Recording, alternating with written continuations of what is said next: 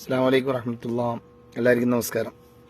Kanthapuram AP Abdul Hakeem Azhari അയാളുടെ പ്രസ്താവന വളഞ്ഞും തിരിഞ്ഞും മറിച്ചും തിരിച്ചും ഒക്കെ നോക്കി, എല്ലാം കേട്ട്. അതിലെവിടെയും അദ്ദേഹം ഹൈക്കമാൻഡിന് കത്തയച്ചതോ കേസിക്ക് പിന്തുണ അറിയിക്കുന്നതോ എവിടെയില്ല. പിന്നെ എങ്ങനെയാണ് ഈ പത്രമാധ്യമങ്ങളിൽ ഇത്ര മാത്രം വിമർശിക്കാൻ ചില ആളുകൾക്ക് എത്രമാത്രം കാന്തപുരം വിഭാഗത്തെ ആക്ഷേപിച്ചു എന്ന് പറഞ്ഞാൽ പറയാൻ പറ്റില്ല. സാധാരണ ഒരു നല്ല നാവ് കൊണ്ട് സംസാരിക്കാൻ പറ്റുന്നതിനപ്പുറം മോശപ്പെട്ട രീതിയിലൊക്കെ ഫേസ്ബുക്കിൽ മറ്റ് സോഷ്യൽ മീഡിയയിലൊക്കെ പ്രതികരിക്കുകയും എഴുതുകയും കാണുന്നുണ്ട്. എന്നാൽ എന്തെങ്കിലും മനസ്സിലായിട്ടാണോ അവരത് എഴുതിയത്? കാന്തപുരം AP അബ്ദുൽ ഹക്കീം അസ്ഹരിനോട് ചോദിച്ചതെന്ത്, റിപ്പോർട്ടർ വന്നതെന്ത്, അവർ കൊടുത്ത വിഷ്വലിൽ തന്നെ ഈ ഹൈക്കമാൻഡിന് കത്തെഴുതി എന്ന വിഷയത്തിൽ ഉറപ്പ് പറയുന്നില്ല, അങ്ങനെ പറഞ്ഞതായിട്ടും പറയുന്നില്ല. ഓരോ അഭിപ്രായങ്ങൾ ചോദിക്കുമ്പോൾ അതിന് കൃത്യമായ മറുപടി അദ്ദേഹം കൊടുക്കുന്നു. അവർക്ക് ആവശ്യമുള്ളതിനെടുത്ത് മറ്റുള്ളതിനെ കട്ട് ചെയ്ത് യോജിപ്പിച്ച് ഒരു വലിയ വാർത്ത സൃഷ്ടിച്ച് സമൂഹത്തിൽ കുറെ ആളുകൾ ചീത്ത പറഞ്ഞാലും കുറെ ആൾ അനുകൂലിച്ചാലും അവർക്ക് റീച്ച് കിട്ടുക എന്നുള്ള ഒരു മാനദണ്ഡമാണ്. നിങ്ങളൊന്ന് കേട്ടു നോക്കി, ഈ വീഡിയോയിൽ തന്നെ കൃത്യമായിട്ട് അത് പറയുന്നുണ്ട്. ഒരു വിഷയത്തിൽ നമ്മൾ അഭിപ്രായം പറയുന്ന ഒരു രീതിയില്ല. അതേസമയത്ത് അദ്ദേഹം വരുന്നത് കൊണ്ട് കുഴപ്പമില്ല. കാരണം ഇതിനു മുമ്പും ആന്റണിയൊക്കെ വന്നിട്ടുണ്ടല്ലോ. നേരത്തെ മത്സരിക്കാത്ത ആള് പിന്നീട് മുഖ്യമന്ത്രിയായി, അങ്ങനെ അവര് നാട് ഭരിച്ചിട്ടുണ്ട്. അപ്പൊ അദ്ദേഹത്തിന് കഴിവുള്ള ഒരാളാണ്.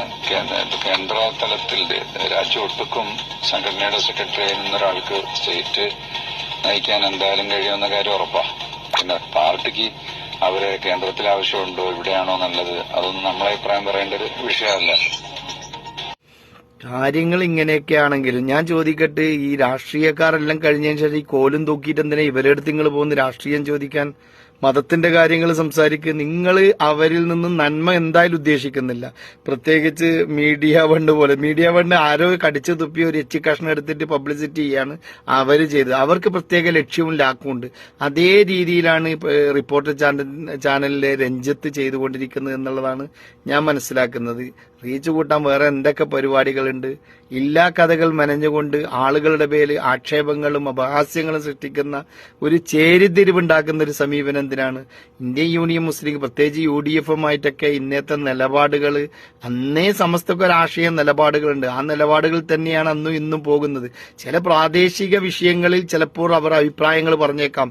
അവരുടെ സംഘടനാ പ്രവർത്തകന്മാരെ ദ്രോഹിക്കുകയോ കൊലപാതകം ചെയ്യുകയോ ചെയ്യുമ്പോൾ സ്വാഭാവികമായും അതിനെതിരെയല്ലാണ്ട് അനുകൂലമായിട്ട് നിൽക്കുമോ? അത്തരം സാഹചര്യങ്ങളെ അത് പൊതു തത്വമായിട്ട് സ്വീകരിക്കാതെ ചില ഘട്ടങ്ങളിൽ, അനിവാര്യമായ ഘട്ടങ്ങളിൽ അവർക്ക് സപ്പോർട്ട് ചെയ്തിട്ടുണ്ട് ഇടതുപക്ഷത്തിന്.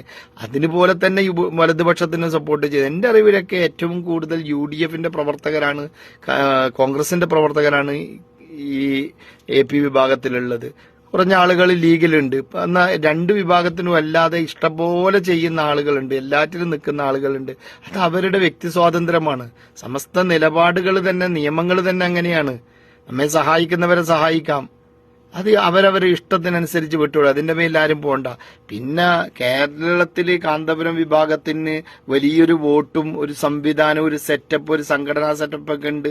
അവർക്കൊരു വോട്ട് ബാങ്ക് ഉണ്ട് എന്നറിഞ്ഞത് കൊണ്ടല്ലേ എല്ലാ രാഷ്ട്രീയ പാർട്ടികളും മർക്കസിലായാലും നോളജ് സിറ്റിയിലായാലും പോയിട്ട് കാര്യങ്ങൾ അന്വേഷിച്ച് അവരെ പിന്തുണ പ്രഖ്യാപിക്കുന്നത്.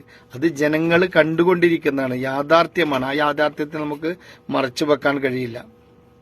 ഇത്തരം യാഥാർത്ഥ്യങ്ങൾ ഉണ്ട് എന്നിരിക്കെ അവനവൻ കണ്ണടച്ചാൽ അവർക്കിരുട്ടാകുമെന്നല്ലാതെ പരസ്യമായിട്ട് ചീത്ത വിളിച്ചത് കൊണ്ടോ അവഹേളിച്ചത് കൊണ്ടോ അപഹാസ്യപ്പെടുത്തിയത് കൊണ്ടോ അവർക്കെതിരെ കല്ലെറിഞ്ഞത് കൊണ്ടോ സോഷ്യൽ മീഡിയയിൽ വാരി വിതറിയത് കൊണ്ടോ അവരെ സംബന്ധിച്ചിടത്തോളം ഒന്നും തകരാൻ പോകുന്നില്ല. അടിക്കടി ഉയർന്ന് ഭൗതിക വിദ്യാഭ്യാസ സമുന്നയമായ ഒരു വലിയ സാമ്രാജ്യം കെട്ടിപ്പടുക്കുകയാണ്.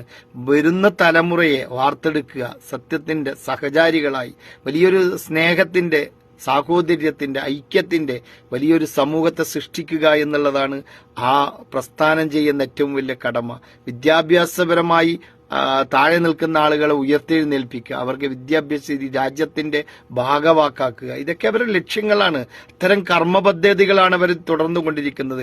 അവരുടെ പോഷക സംഘടനകൾ പോലും എന്തുമാത്രം സംഭാവനകളാണ് ഈ സമൂഹത്തിന് ചെയ്യുന്നത്. കക്ഷി രാഷ്ട്രീയത്തിന് അതീതമായി, മതത്തിന് അതീതമായി, വർഗവർണ്ണ വിവേചനത്തിന് അതീതമായി മനുഷ്യരെ ചേർത്ത് പിടിച്ച് ആവശ്യാനുസരണം ചെയ്യുക. അവസാനം നമ്മൾ കണ്ടില്ലേ, പാഠന്തര മർക്കസിൽ 850ഓളം വരുന്ന കുടുംബങ്ങൾക്ക് വിവാഹ സാഫല്യം ജീവിതത്തിൽ സ്വപ്നമായി അവശേഷിച്ച വിഭാഗത്തെ ചേർത്ത് പിടിച്ച് അനുയോജ്യരായ ഭാര്യ ഭർത്താക്കന്മാരെ ഉണ്ടാക്കി കൊടുത്ത് അവർക്ക് വേണ്ടുന്ന സ്ത്രീധനങ്ങൾ കൊടുത്ത് അവരെ സന്തോഷിപ്പിച്ചത് കണ്ടില്ലേ? ഇത്തരം സാഹചര്യങ്ങൾ സൃഷ്ടിക്കപ്പെടുന്ന ഒരു സംഘടനയെ എന്തിനാണ് സഹായിക്കാൻ കഴിയുന്നില്ലെങ്കിലും മോശമാക്കാൻ പരിശ്രമിക്കുന്നത്? ഇത്തരം വിഷയങ്ങളിൽ നിന്ന് മാറി നിന്നുകൊണ്ട് അവരവരുടെ വഴിക്കൂടെ പോകട്ടെ, അവർ ഈ സമൂഹത്തിന് ചെയ്യുന്ന നന്മകൾ പടരട്ടെ, എല്ലാവിധ അനുഗ്രഹങ്ങൾ ഉണ്ടാവട്ടെ. നന്ദി, നമസ്കാരം, അസ്സലാമു അലൈക്കും.